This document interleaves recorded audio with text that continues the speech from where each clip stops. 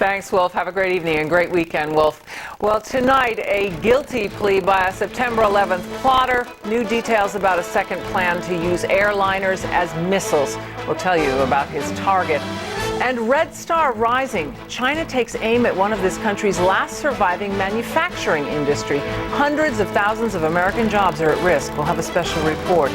And illegal alien giveaway. Thousands of illegal aliens are overwhelming our hospitals, refusing to pay their medical bills. My guest is a top official in the American Hospital Association. This is Lou Dobbs for news, debate, and opinion tonight. Sitting in for Lou Dobbs, Kitty Pilgrim. Good evening. The only person in this country charged with helping carry out the September 11th attacks today pled guilty. Zachariah Moussaoui entered a guilty plea to all 6 charges. He declared he was part of a conspiracy to fly a Boeing 747 into the White House. Justice correspondent Kelly Arena reports from outside the courthouse in Alexandria, Virginia. Kelly? Kitty, that's right. Zachariah Moussaoui did plead guilty to all of the counts against him, but he vowed to fight the death penalty all the way to the Supreme Court if he had to. Along with pleading guilty, he also signed a statement of facts prepared by the government. In that statement, Moussaoui says he admitted to knowing about the plan, Al-Qaeda's plan, to fly airplanes into buildings in the United States, and that he agreed to travel to the United States to participate in that plan.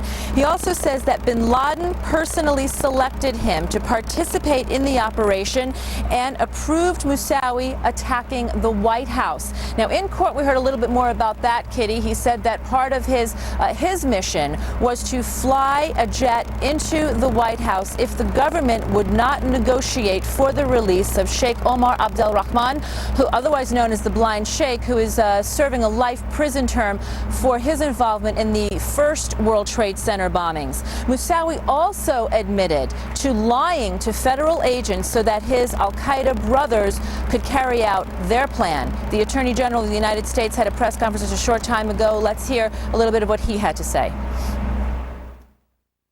Moussaoui now joins shoe bomber Richard Reed, John Walker Lynn, and more than 200 other individuals who have been convicted or pled guilty to terrorism-related charges since 9/11. With today's guilty plea, we now move to the penalty phase of this case on a schedule to be established by the judge. Now, as I told you before, Kitty, Moussaoui said that he will fight every inch against the death penalty. He claims that because he was denied direct access to Al-Qaeda leaders who are in U.S. custody, who he says have information that could help clear him of any involvement in the September 11th attacks, that he was not able to get a fair trial, that would be a mitigating factor in the sentencing phase. And the judge agreed and said that that would be an appropriate venue for Moussaoui to bring that up. So this case is far from over, Kitty. We did hear from some of the September 11th victims' families that were here, and even though they know that there's a long haul ahead, they still said that they felt a certain sense of closure today. I'm just happy that we didn't have to go through a long trial. I think this is the right thing. This shows that American justice prevailed here. Here we had a jihadist who took part in the deaths of 3,000 innocent men, women, and children who participated in the American justice system willingly, knowingly, voluntarily, and that is a triumph. Moussaoui had some very disparaging remarks about his defense attorneys at today's hearing. One of his biggest complaints was that he believed that they tried to portray him as incompetent. The judge did meet with Moussaoui on Wednesday and declared him legally competent. She also said that not only was he competent, but extremely intelligent and understood the law better than some of the lawyers that she deals with on a daily basis, Kitty. Thanks very much, Kelly Arena. Well, 3 suspected Al-Qaeda terrorists charged with helping plan the September 11th attacks went on trial in Spain today. 21 other suspected terrorists are also on trial, and if convicted, the 3 prime suspects could each face more than 60,000 years in prison. Al Goodman reports from Madrid. Police vans brought the suspects to Spain's largest Islamic terrorism trial ever, security tight at a special courthouse on the outskirts of Madrid.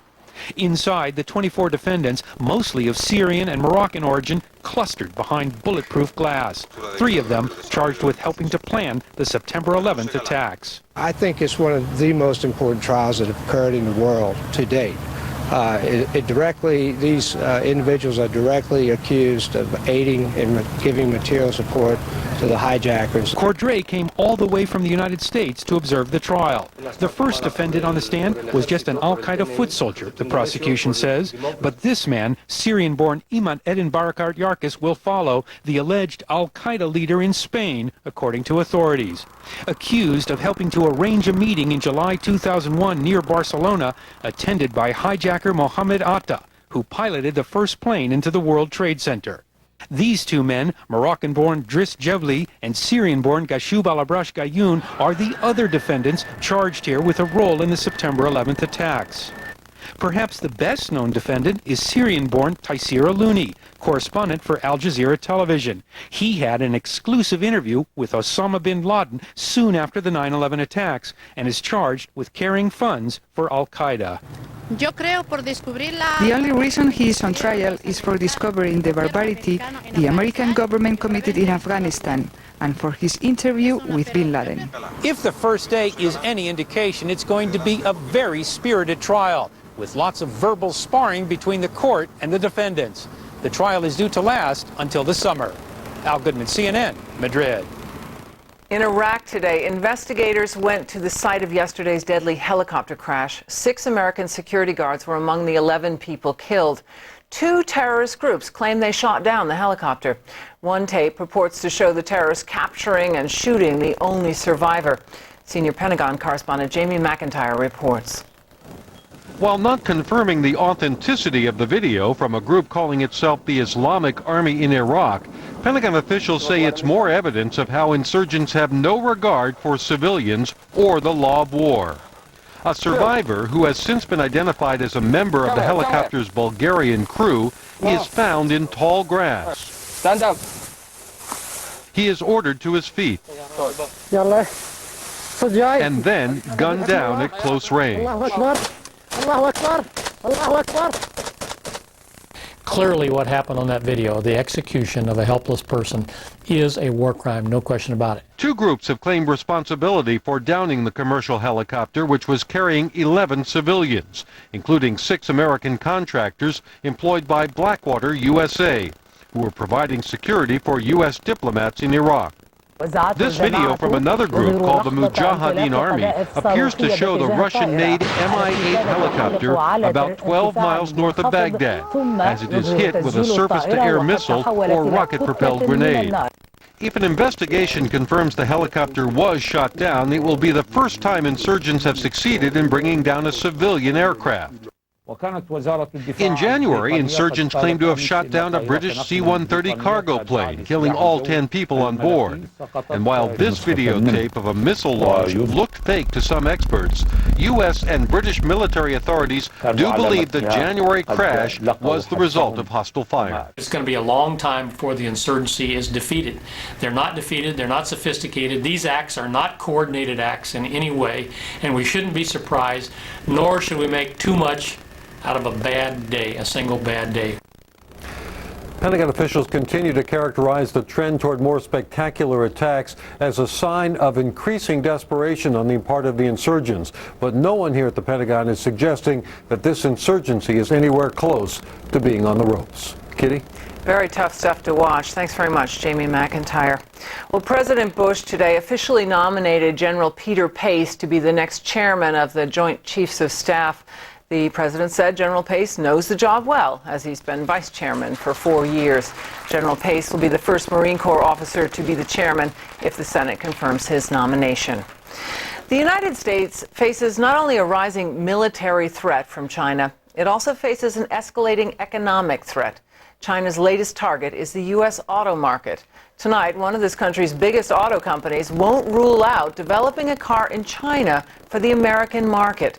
Christine Romans reports.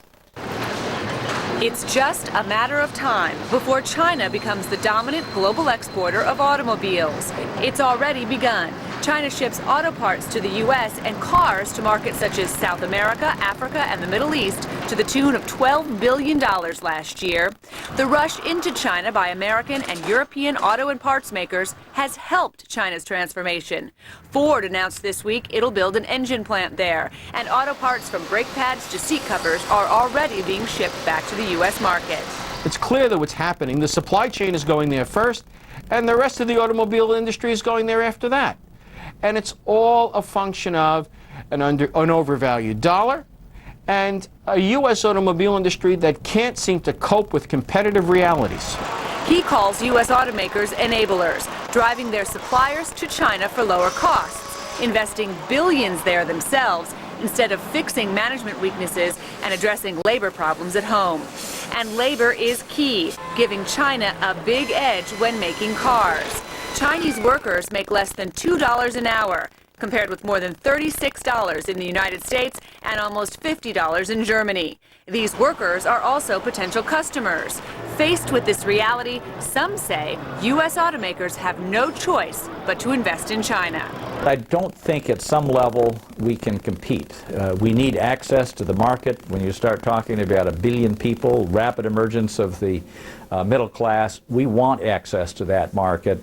And in fact, we have to have it. According to research from McKinsey, China has the world's highest sales growth rate for vehicles, and by 2010 will be the second biggest auto market, trailing only the U.S. Quality is a problem. So far, the Chinese market does not seem to mind low-quality cars, but experts say the U.S. car consumer is more mature and more finicky.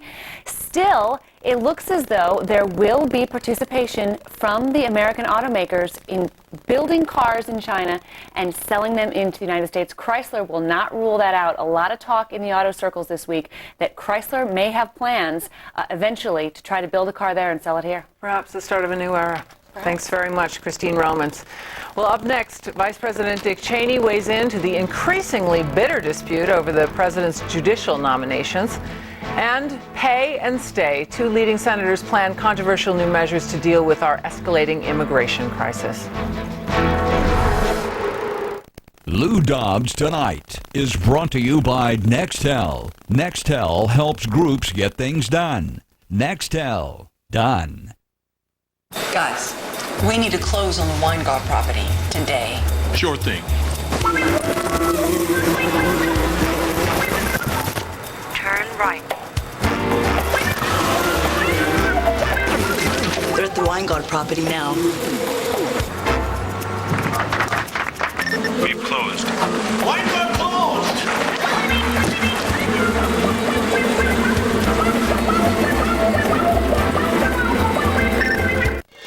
The great institutions of America follow a guiding principle: build to last. That's the rule for financial and estate planning at Stanford Group Company and Stanford Trust Company. Build to last. We specialize in plans to help grow your wealth while preserving your assets. Personalized service, powerful resources. Build to last. Call us at 888-9-STANFORD or visit stanfordfinancial.com.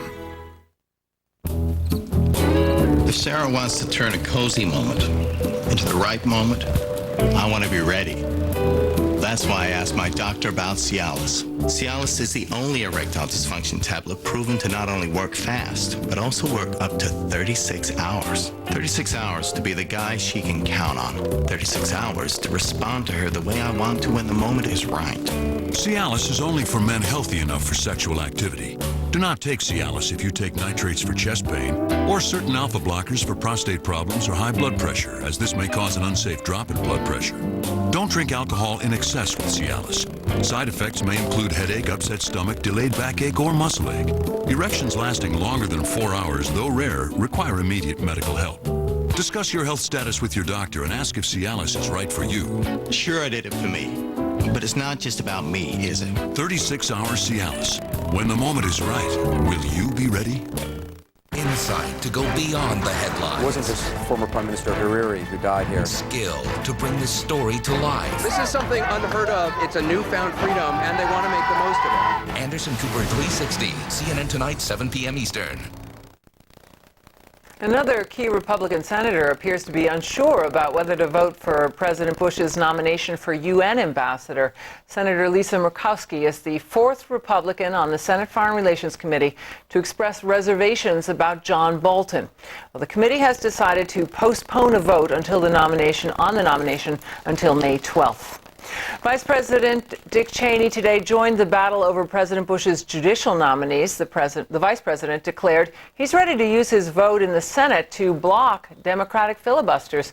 Congressional correspondent Joe Johns reports. Is recognized. Escalating the battle over judges, Vice President Dick Cheney vowed to support Republican efforts to break the impasse over the administration's judicial nominees. Cheney has the power to cast tie-breaking votes in the Senate. But if the Senate majority decides to move forward, and if the issue is presented to me in my elected office as President of the Senate and presiding officer, I will support bringing those nominations to the floor for an up or down vote. At issue, 10 controversial judges who have been filibustered by Democrats, requiring 60 votes to confirm rather than a simple majority. To end the opposition, Republicans are considering the so-called nuclear option, changing Senate rules to eliminate the use of filibusters. Democrats say they will retaliate by shutting down most of the Senate's business. The man with the final say on whether to go nuclear, Senate Majority Leader Bill Frist. He was traveling in his home state of Tennessee with the president on Friday while getting blasted by opponents back in Washington who are accusing Senator Frist of exploiting religion in the debate over judges. To raise the specter of religious intolerance in order to try to turn our strong, independent federal courts into an arm of a political party is an outrage. Frist has agreed to participate in a broadcast called Justice Sunday, sponsored by conservative Christian organizations pushing for the president's judges. Advertisements for that program pose the political issue in stark religious terms. Why do a few senators filibuster the nominee? It's because that judge has our faith and our values. Filibustering people of faith needs to stop now. Leaders of 5 large religious groups, including the National Council of Churches and the Religious Action Center of Reform Judaism, called on Frist to back out of the program. When repugnant speech is being used by people, even if they are religious, it is the responsibility of our nation's leaders, particularly someone like the Senate Majority Leader, to say that has no place in America. Now, the people organizing this broadcast, including the Family Research Council, say this is no different than a politician going to a place of worship and talking about politics. The office of Senate Majority Leader Bill Frist says he is being misconstrued. This is just his opportunity to try to get that message out that he believes the president's nominees deserve an up or down vote. Kitty? All right, thank you very much, Joe Johns. Well, 2 leading senators in the next few weeks are planning to introduce what could become a controversial immigration bill. The legislation would, in effect, fine illegal aliens, but at the same time allow them to stay in the United States. Bill Tucker reports. Cameras in tow, Senator John McCain made a surprise appearance as the guest professor at a plebes political science class at the Naval Academy in Annapolis. The appearance was part of MTVU's Stand-In series. The senator, an Annapolis grad and former Navy pilot, surprised everyone with this. Just by coincidence, Senator Ted Kennedy and I, in the last couple of days after several months of negotiations, have reached an agreement for an immigration proposal that we will be putting out next week. McCain didn't delve into the details, but he did tell the first-year midshipman that he believes deporting every illegal in the country isn't practical or possible. The McCain-Kennedy immigration reform bill would call for fines on illegal migrants, but allow them to earn the right to apply for citizenship after a 6-year working period. It would also address border security, calling for better use of technology. The legislation is not expected to be introduced for a couple of weeks, and it won't be the only piece of immigration reform on the table in this Congress. The junior senator from Arizona, John Kyle, is joining forces with Texas Senator John Cornyn as momentum builds for immigration reform. There's a lot of pent-up demand, a lot of frustration, I think, due to the fact the federal government has not lived up to its responsibilities for so long when it comes to border security and enforcing our immigration laws. And Congress is now beginning to feel the heat of that frustration, leading some, including Senator Cornyn, to believe, Kitty, that comprehensive immigration reform not only may be possible, but will probably get done in this Congress by the end of the year. Certainly the momentum appears to be building, Bill. It definitely is. Thanks very much, Bill Tucker. Well, that brings us to the subject of tonight's poll. Would you support legislation to fine illegal aliens, but to allow them to remain in the United States? Yes or no? Cast your vote at loudobbs.com. We'll bring you the results later in the broadcast. The onslaught of illegal aliens into this country is putting a huge strain on our immigration courts. Those courts are grossly underfunded, understaffed, and overworked. Lisa Sylvester has our report. As the number of illegal aliens sneaking into the country has increased exponentially, so has the workload of the immigration courts. Harlingen, Texas, for instance, saw a 75% increase in the number of immigration cases and motions in 2004 alone. Nationwide, the caseload has steadily increased 18% in the last 5 years. But funding and resources have not kept pace in many jurisdictions. We have sorely outdated equipment, from the tape recorders that record these sessions, from the fact that we don't have live court interpreters, so we have these tape transcripts. There's not enough money to transcribe them unless the case is appealed. The judges often serve as their own court reporter and bailiff, and the last time they had a face-to-face judicial conference was 3 years ago, an important component as immigration law has been revamped significantly since 9/11. When you have an increase in the number of cases and you have judges who are overloaded and you have judges who aren't getting the sufficient amount of training that they should be getting and retraining, you're likely to have decisions that are less reliable, more error-prone, and more likely to include mistakes. That means more immigration cases are being appealed, clogging up the federal appellate courts. The courts of appeals have seen a nearly 600% increase in immigration cases. At the same time, the overall budget has been slashed. If we do not have sufficient staff to handle those matters, or sufficient funds to pay the rent, or to pay jurors, or to pay attorneys who represent indigent criminal defendants, then we simply cannot function. A spokeswoman for the Executive Office for Immigration Reform, which oversees the nation's immigration courts, says they've been able to add 12 judges since 2001, and she maintains that the agency is accomplishing its mission, applying the immigration law fairly and expeditiously. Kitty? All right, thank you. Lisa Sylvester. Enron the movie, a new documentary, illustrates a group of corporate cowboys who walked away with millions of dollars and left their employees with nothing. We'll have that story. And why the flood of illegal aliens into this country has forced some hospitals to close their doors. Stay with us. CNN Tonight. We return to Oklahoma City 10 years after the bombing. What was it like to be there that day? On Newsnight Special, CNN Tonight, 10 Eastern. Enjoy the quality of life and peace of mind that comes from being insured by one of the largest Medicare insurers in the nation with HealthNet Options Plus. For just $53 a month, HealthNet Options Plus covers a host of complimentary care benefits and gives you the freedom to select any doctor in the country without a referral. To learn more, call right now. Enjoy the affordable, flexible Medicare Advantage PPO plan. HealthNet Options Plus. It's the plus that can add so much to your life. Call right now. Comcast. Pay-per-view. ESPN Pay-Per-View Boxing presents 4 great fights on Saturday, April 23rd for only $29.95. Kermit Cintron takes on Antonio Margarito in a welterweight title fight. Sugar Shane Mosley versus David Estrada. Plus, WBA lightweight champion Juan Diaz versus Ivo Elder. And heavyweights Brock versus McCline. Get the best seat for Fight Night, live April 23rd. Call Comcast now to order. Dolan's Unscripted, tomorrow morning, 10 Eastern on CNN. Fred, I want upgrades. More speed, better security, and I want options by Tuesday. Tuesday? Yeah. Oh, no. Rudy, why me? Look, maybe I can get you some more time. No, Tuesday's fine. I'll call CDW. We'll work out some options. Rudy. Nobody responds like CDW. With fast answers to your technology questions, you get what you need when you need it.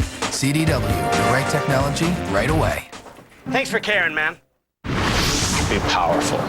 Be creative. Be focused. Be different. Be daring. Be shrewd. Be fearless. Be opportunistic. Be smart. Be fast. Be patient. Be diligent. Be independent. Be sure. Be committed. In other words, be extraordinary. E-Trade Financial, with low-cost stock trades, mutual funds, ETFs, and IRAs, plus ATM refunds nationwide at all banks. We keep challenging the ordinary to help investors be extraordinary. Saturday night, CNN returns to Oklahoma City 10 years later. Deeply personal, simply unforgettable. That's when my heart died. A CNN Presents special, Day of Terror. CNN Saturday night, 8 Eastern. It's been 3.5 years since the devastating collapse of Enron. More than 4,000 people lost their jobs and thousands more had their pensions wiped out. A new documentary out this weekend sheds light on this very painful chapter in corporate history. Brooke Anderson has a preview from Los Angeles. The other thing about people at Enron is a lot of them were former nerds. The smartest guys in the room tracks the rise and fall of Enron's unholy trinity: Ken Lay, Jeff Skilling, and Andrew Fastow. The film portrays the trio as a ruthless clique of corporate cowboys who, simply put, exaggerated Enron's bottom line and walked away with millions of dollars. When another executive blew the whistle, the company collapsed and the government took them to trial. But employees who had invested their 401ks in Enron stock were left with nothing. Skilling and Lay were not willing to talk to me. I think their characters actually come through very, very well, particularly Skilling. You see his, hours and hours and hours of him going before the Senate and House committees, and also a lot of in-house company stuff, including some skits. I mean, that's where, I was surprised to find those. We can add a gazillion dollars to the bottom line. Oh, Jeff! All right, that sounds fantastic. The documentary, which debuted at the Sundance Film Festival, features telling conversations between Enron's energy traders. What money you guys stole from those poor grandmothers? Enron had a commercial slogan, "Ask Why." It's deeply ironic now. So I guess if I want people to come out of this film with a message, it is, ask why. Like Enron workers did at this company meeting, 2 months before Enron went bankrupt. We're down to questions, and I've got a few up here. I would like to know if you are on crack. If so, that would explain a lot. If not, you may want to start, because it's going to be a long time before we trust you again. Lay, Skilling, and Fastow didn't get off scot-free. Fastow pleaded guilty to fraud charges and faces 10 years in prison. The other two are set for their days in court next year. Brooke Anderson, CNN, Los Angeles. Coming up, illegal alien giveaway, how illegal aliens have left some of our nation's hospitals in crisis. Plus, wild weather, it destroys homes in Kansas. We'll have that story. And later, heroes, the emotional anniversary of a tragic event for one soldier. We'll have his story coming up. Imagine how much energy it takes to fuel an entire city of 1 million households, day and night, for 6 years. That's how much energy Kerr-McGee will recover from just one deep water field with just one production spar that produces offshore oil and gas where we couldn't before. Nobody delivers America's energy to Americans like the deep water explorers of Kerr-McGee. I want it to be a quiet intimidation. Fastball, slider. They know they're in for a battle. Splitter, curveball. They know I'm coming after. Every pitch I've ever learned in 17 years previous, it all starts with the pitcher. That's what I like. This is why I play the game. TBS is the reason you watch. The chase for a 14th consecutive division title is on TBS. John Smoltz leads a revitalized lineup against the best in Major League Baseball. Catch the Braves chase history all season long on Braves TBS Baseball. CNN Tonight. What makes someone kill? What is evil? Where you find good? Do you always find evil? Good versus evil. Religious leaders debate and take your phone calls. Larry King Live, CNN Tonight, 9 Eastern. You've worked hard over the years creating a good life for yourself and for your family. At Pacific Life, we understand the importance of building a legacy that will stand the test of time. For over 135 years, Pacific Life has provided millions of Americans with the power of choice, a wide array of solutions to help them meet their financial and estate planning goals. Ask your financial professional about Pacific Life, the power to help you succeed. In a moment, how caring for the uninsured, including illegal aliens, is leaving our nation's hospitals in crisis. I'll talk with the vice president of a group that represents nearly 5,000 hospitals. But first, here are some of the other stories we're following tonight. The Virginia Supreme Court today upheld the death penalty for accused sniper John Allen Muhammad. Muhammad was convicted on 2 counts of capital murder for his role in a string of 10 sniper shootings in the D.C. area in 2002. Brush fires are raging in the Florida Everglades. The Miami-Dade Fire Department was fighting the blaze just east of an Indian reservation. There's no word on the cause of the fire. And 3 people died in a crash on the New Jersey Turnpike. The accident happened when 3 tractor trailers, a commuter van, and a car collided. The portion of the turnpike was closed for most of the day. We've reported extensively here on the financial burden illegal aliens have placed on this country. Many of our nation's hospitals, especially those near the border, are on the verge of bankruptcy as they are forced to treat the uninsured. Well, joining me now with more on this growing crisis is Rick Pollock. He's the executive vice president of the American Hospital Association. And thanks very much for being with us, Rick. Sure, Kitty. How bad a problem is this? It's a very bad problem, and it's affecting many hospitals across the country. And you know, you have to keep it into perspective. There are 45 million uninsured people in this country. There are many of those are illegal immigrants, and it's a subset of that larger problem. And it's already putting a lot of stress on a very stressed out system. You know, I was particularly struck by the example of your Scripps Mercy Hospital. It's located about 9 miles over the border. Tell us a little bit about what's happening there. Well, we did a study, actually a consultant did a study, and it showed that in the 24 counties that border Mexico, over $200 million has been spent on care for illegal immigrants. We know in the state of New Jersey alone, $200 million has been spent for that purpose. New York City Health and Hospitals Corporation alone, one hospital system, spent $225 million in taking care for illegal immigrants. So whether they're illegal immigrants or whether they're the uninsured, hospitals are the healthcare safety net. We become the family doctor for those folks, and again, it just adds a lot of stress to a system that's already under stress. One of the things that struck me as I was reading through the notes was that many are pregnant women coming across the border. Is this a trend? It happens in a lot of cases, but it's not just cases of pregnant women. It's car accidents, it's burn situations, it's all kinds of emergency situations that we find. And again, hospitals will take care of any person that comes through their emergency room. Not only is it a federal law, but it's part of our mission, and we're there to take care of people. The problem here, of course, is that the cost of doing it is rather substantial. Mm-hmm. I'm looking at the statistics. In the last quarter, 75 patients came to deliver their child at Scripps Mercy, pregnant mothers. Several hospitals have had to shut down, haven't they? In parts of the country, there has been closures, and some of it has been attributed to this reason, but there are a lot of reasons that hospitals tend to close. Mm-hmm. Who ultimately bears the brunt? The counties pay for it? What's being done on a federal level to deal with this? Well, you know, in many ways, we all pay the brunt of it because at the end of the day, this is one of the contributors to increased health care costs for everyone. But the federal government has recognized that there is a problem. They provided $1 billion over a 4-year period to help those hospitals that are most severely impacted in terms of emergency room care. That's just a drop in the bucket relative to the size of the problem, but it is a step in the right direction. Mm-hmm. Rick, what would you like to see being done? You're immersed in this. Well, clearly, there needs to be more resources to provide the care. This is a responsibility that we as a nation have. Hospitals are just a part of it. And of course, when it comes to illegal immigration, while we are on the receiving end of taking care of anyone that walks through the door, clearly, some sort of policy that enforces our immigration laws is clearly needed. Thanks very much, Rick Pollock. Thanks for being with us tonight. Thank you. In other news, Border Patrol officials say they captured nearly 150 illegal aliens from Brazil. That was near the Texas border with Mexico. A spokesman said they were caught in 6 separate locations.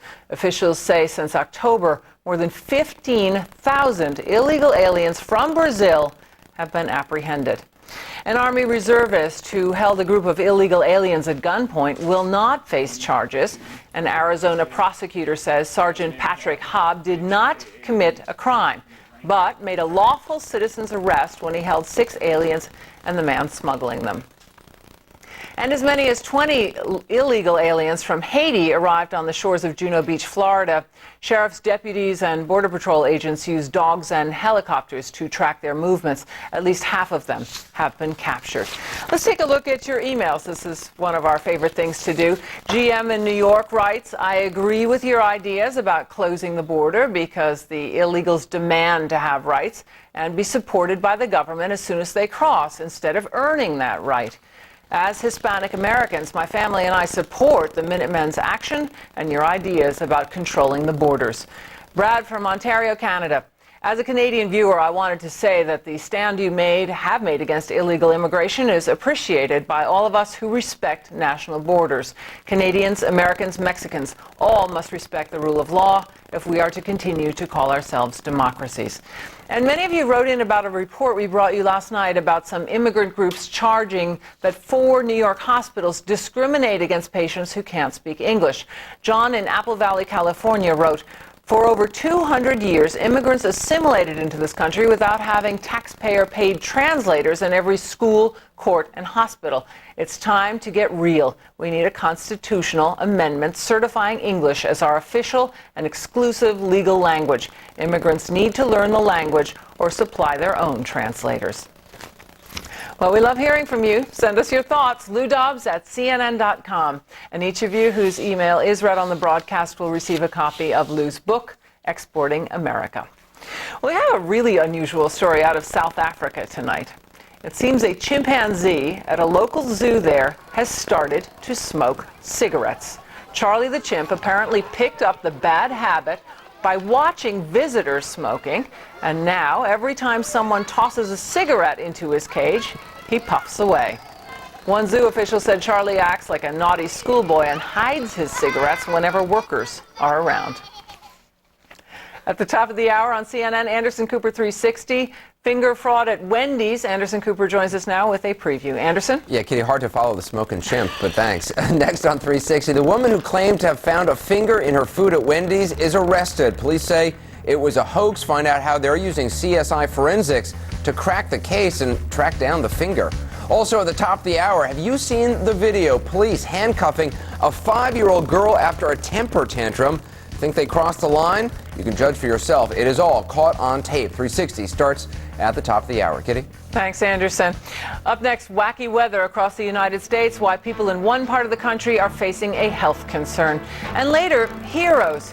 He lost his leg in Iraq, but not his will to survive. The inspirational story of one soldier. Stay with us. When you join National Car Rental's Emerald Club, you earn special privileges fast. For example, you get to bypass the counter and choose your own car, which gets you out of the airport fast. And the more you rent, the faster you can earn upgrades. We've also streamlined the return process, so you just drop off your car and go. You even get your choice of free rental days or airline miles, which sends you on vacation faster. National Car Rental. Faster than the speed of life. This is the way hundreds of millions of remote workers trust their information is secure. This is the way. This is Nortel. Dell has great deals on your complete PC waiting for you now. Get this Dimension desktop with an Intel Celeron processor for the amazingly low price of $299 after a $75 instant savings. So go online now. Plus, get a free printer. Dell notebooks start at just $599. It's only a click or call away. Get more out of now. Dell PCs use Intel Celeron processors. CNN Sunday Night. Illegal immigrants fight for the American dream. Others wage war against them. You cannot have my country! Maria Hinojosa investigates. Immigrant Nation. CNN Sunday Night, 8 Eastern.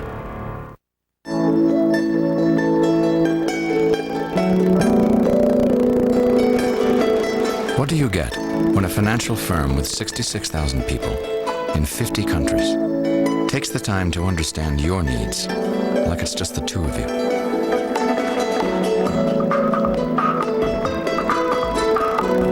Could it be the most powerful two-person financial firm in the world?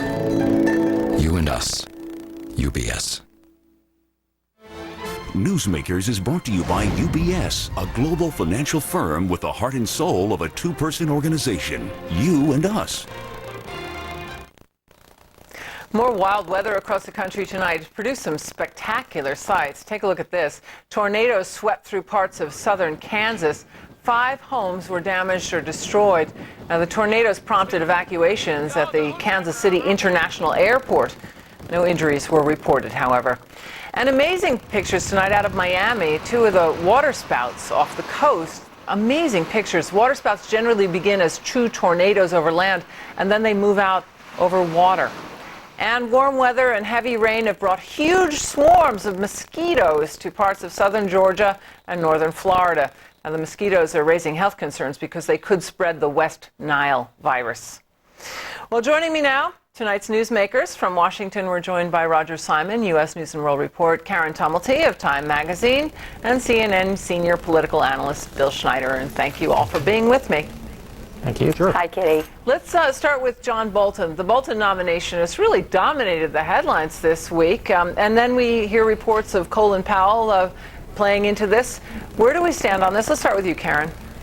Well, the White House is not showing any signs of backing off of this nomination, and are basically accusing this as being another example of partisanship in Washington. But it's really hard for them to make that argument, given the fact that we're in this situation because a Republican senator, George Voinovich of Ohio, raised some objections and just basically said, "I want to give this nomination a little bit more thought before I vote on it."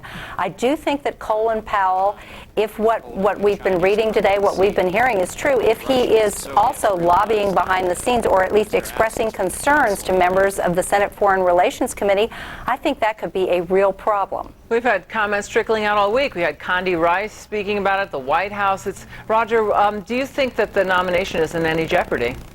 I think it's in some jeopardy. I'm not sure they won't get him in the end, but certainly they thought it was going to be easier than it is. The question is no longer whether Bolton is qualified to be United Nations ambassador, whatever those qualifications might be. It's whether he was so disruptive and so high-handed at the State Department that he's really disqualified himself for the job, that he tried to get an intelligence analyst fired for disagreeing that Cuba had biological warfare weapons that it wanted to export. And the question is whether he really has the temperament and suitability for the job of a diplomat. Bill, we knew this was going to be a controversial nomination, but we probably didn't know how controversial. Was this a miscalculation? Yeah, well, it was controversial because of his views, because of his policy views and his criticisms of the UN. Now it's become an entirely different controversy. It's about his personal behavior and, as Roger just said, about his temperament. He does not sound like, well, a diplomat, and his job is to be a diplomat. And so lots of members of the Senate are beginning to wonder, is this man suited for the job? I can think of 4 Republicans on that Senate Foreign Relations Committee who are wavering right now. Some of them surprising, like Karen mentioned George Voinovich. Now we hear Lisa Murkowski of Alaska may be wavering. His temperament seems to be doing him in. Let's move to another figure who's generated a good bit of interest this week, and that's Cardinal Ratzinger, now Pope Benedict. He weighed in the presidential campaign by urging American bishops to deny communion to politicians who supported abortion rights. What role might we see him moving forward in American politics? Tough question, but I think it's worth considering. Karen? I think that it is worth considering because it is not just the presidential campaign where this issue has come into play, but office holders all over the country, Catholic office holders who vote in favor of policies that are against church teaching may find their faith on the line. And the question really will be whether the new Pope does push this issue and put it out as a matter of church doctrine. Yeah. Go ahead, Roger. If I can come The point is that he will accelerate a process we've seen going on for some time.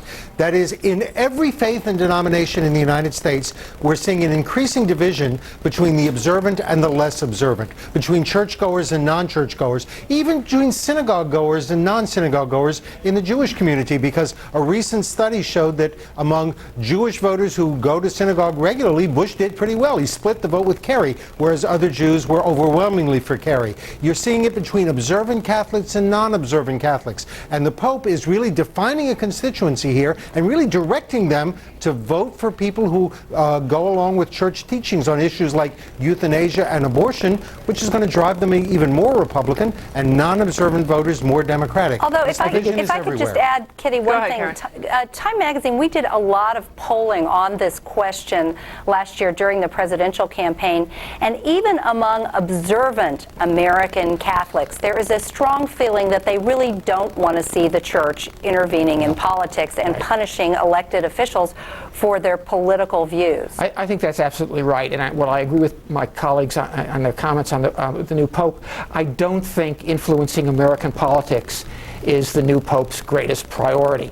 I think he's got two huge problems, actually three huge problems: the drop-off in church attendance by Catholics in the United States and in Europe, and a severe drop-off in the number of young men who want to become priests in the United States. For the survival of the church, that is what the new Pope has to address, not whether domestic politics in the United States needs to be shoved one way or another by him. Okay, let's move on to another topic I really want to get to, the energy bill. It passed yesterday. It's in the House, similar to bills in 2001, 2003. In the Senate, there's always a big thrash. What chance do we have in getting something through? Karen?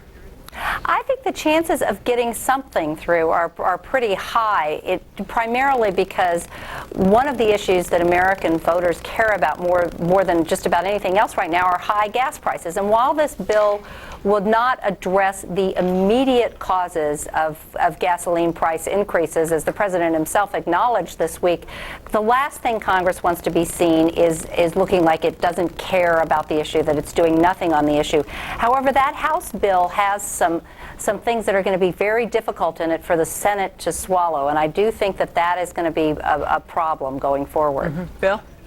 Yeah, well, the gas prices is certainly the core of the issue to most Americans. I think that there was some momentum lost when the president said this wouldn't have any immediate impact on gas prices. Gasoline prices is a very big problem for many Americans, in part because they see those prices flashed in their face every day as they drive down the street, and they wonder what in the world is going to be done to this. Look, Bush has big problems: Social Security, gas prices, mounting violence in Iraq, John Bolton's nomination to the UN, Tom DeLay, the judges' nominations, the stock market. There's a list of woes that goes on very long for President Bush. Okay, Roger, one last second. Well, this is a 1,000-page bill. There's something in it for everyone to hate and a little bit of something for everything to like. There's drilling in Anwar in here. There's municipalities get to slow down on decreasing soot and smog pollution. There's increasing daylight savings times by 2 hours a day. There's protection from companies who pollute the groundwater with gasoline additives. Yeah. So it's a huge, huge bill, and I doubt that the whole thing is going to get approved by the Senate. All right. Thanks very much, guys. Have a great weekend. Roger Simon, Karen Tumulty, Bill Schneider, thanks a lot. Sure. Thank you, Kitty. Reminder now for you to vote in tonight's poll. Would you support legislation to fine illegal aliens but allow them to remain in the United States? Yes or no? Cast your vote at LouDobbs.com. We'll bring you the results in just a few minutes. Still ahead in Heroes, the inspiring story of one soldier whose determination has led him to complete not one, but 3 marathons despite very serious wounds. CNN Tonight, we return to Oklahoma City 10 years after the bombing. What was it like to be there that day? On Newsnight Special, CNN Tonight, 10 Eastern. Mattress World has the largest selection in the Northwest. No one has more brands or near as many comfort choices. We deliver, have a huge inventory, no interest, no payments for 1 full year, and a 90-day comfort guarantee. We beat any deal, anytime, even other sale prices. We guarantee you'll get the right mattress without paying too much. We can't beat any price on any comparable mattress, and the mattress is free.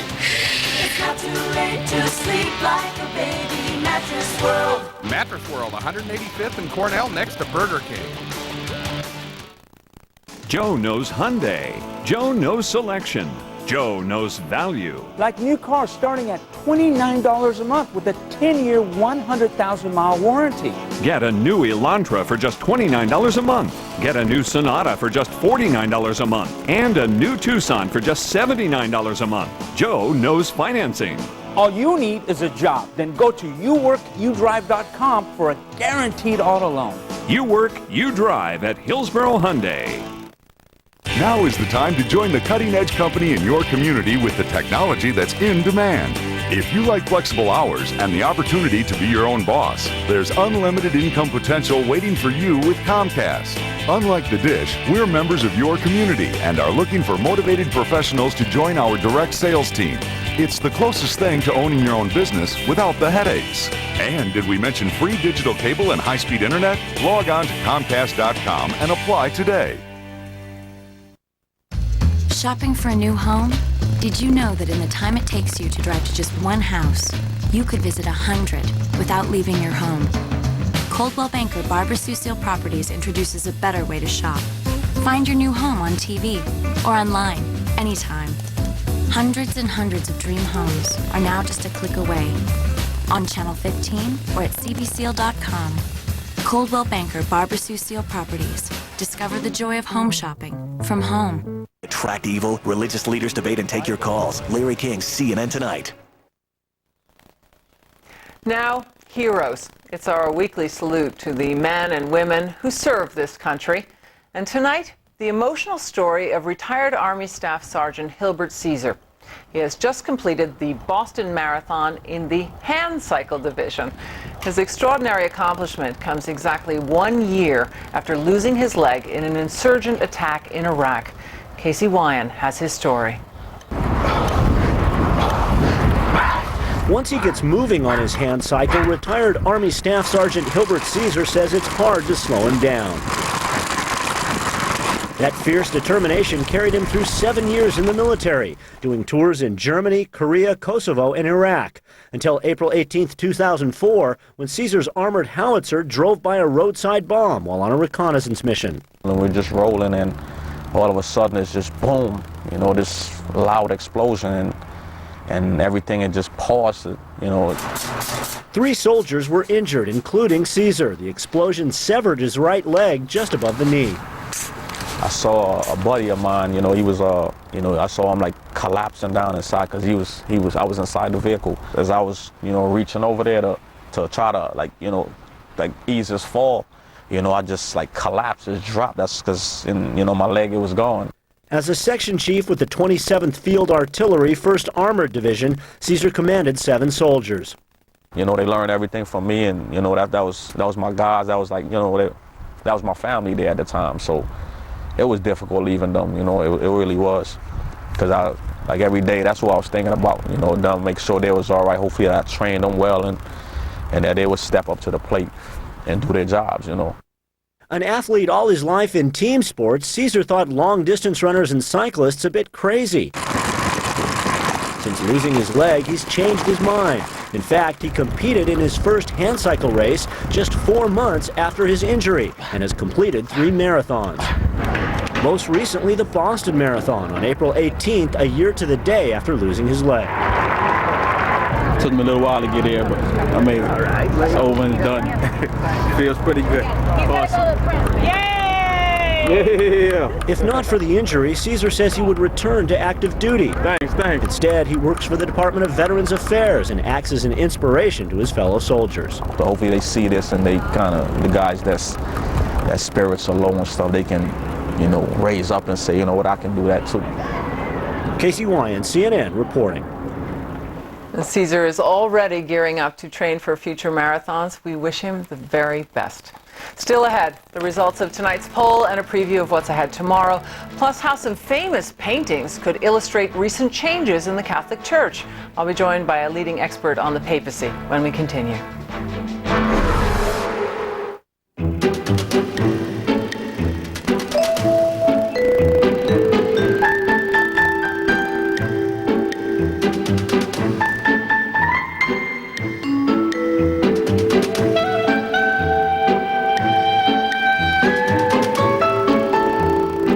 For some people, there's only one airline that fits. United, with Economy Plus, voted best premium economy class in the world.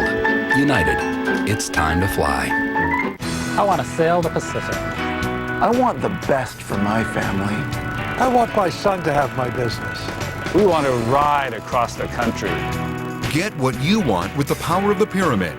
Transamerica's experts offer tailor-made insurance, investment, and retirement solutions to help you achieve anything you want.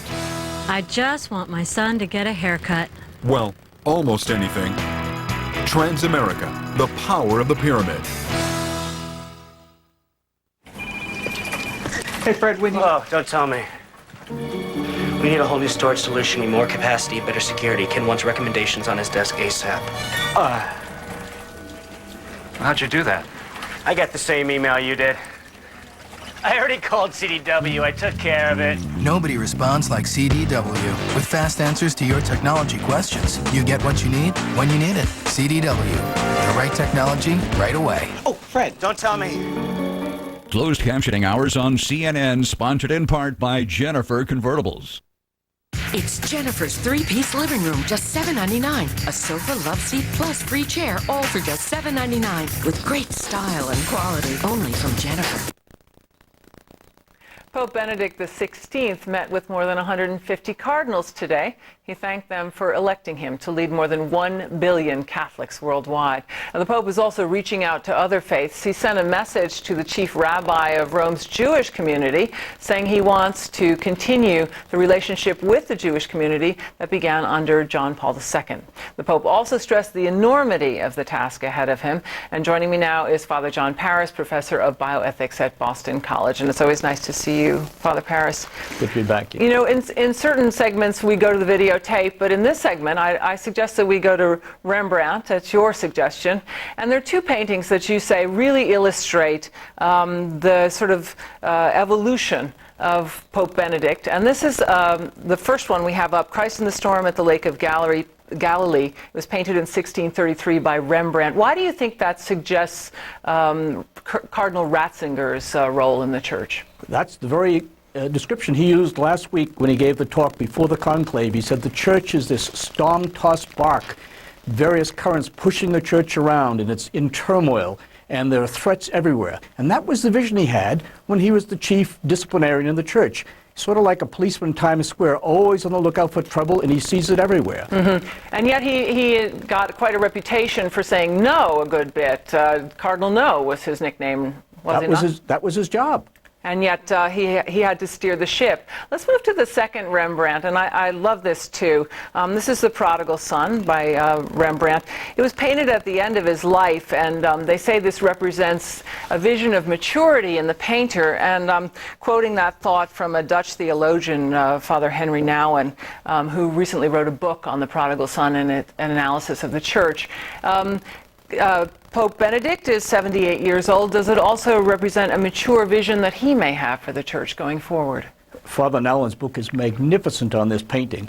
He stood in front of this painting at the Hermitage in Moscow and said he's never been so moved. Mm-hmm. Here's the picture of God the Father embracing, reaching out, reconciling himself to the Son, who was the reprobate, who was the sinner, who was fallen away.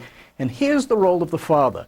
Not the cop, not the person who says no, the person who says, come, mercy is yours, let me pour out the love which is mine onto you. So might we see a softer side for Pope Benedict?